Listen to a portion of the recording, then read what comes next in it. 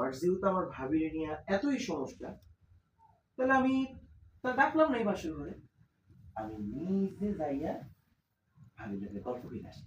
Tata. Sorry sorry sorry sorry, চলে যাওয়ার পর একটা বলছিস চলে যাবে এখন। হ্যাঁ ওইটা আমার হয়ে গেছে, ওইটা তো হয়ে গেছে। ওই ওর অংশ আমার অংশ থেকে তুমি কাট করছো। এবার শুনলাম যে প্রবলেম হয় না না যাবো রোলিং অর্ডার 3 দিয়ে দাও দিয়ে দাও। Rolling. ভাবির প্রতি দরদ না কি জানি একটা ছিল ডায়লগটা তোমার কি? ও ভাবি তোমার সব। হ্যাঁ এটা বলি। রোলিং হ্যাঁ 1 0 অ্যাকশন। ও ভাবি তোমার সব না, এত যদি ভাবি তোমার আপন হয় না, তাহলে ভাবির ডাইকে না ভাবি লগে বাসা করো, আমার লগে বাসা করার কোনো দরকার নেই।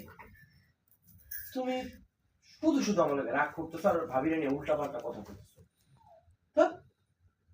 আচ্ছা ঠিক আছে, ভাবিরে নিয়ে যেহেতু তোমার এতই সমস্যা, যেহেতু ভাবিরে এখানে না গল্প করতেই পারবো না, তাহলে আমি বের হয়ে গেছি, আমি যাইয়া ভাবিরে গল্প করবো। টাটা।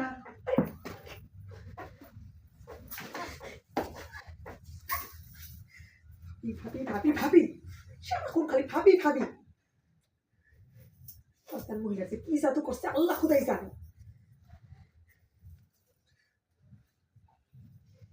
আসলে টক দিব।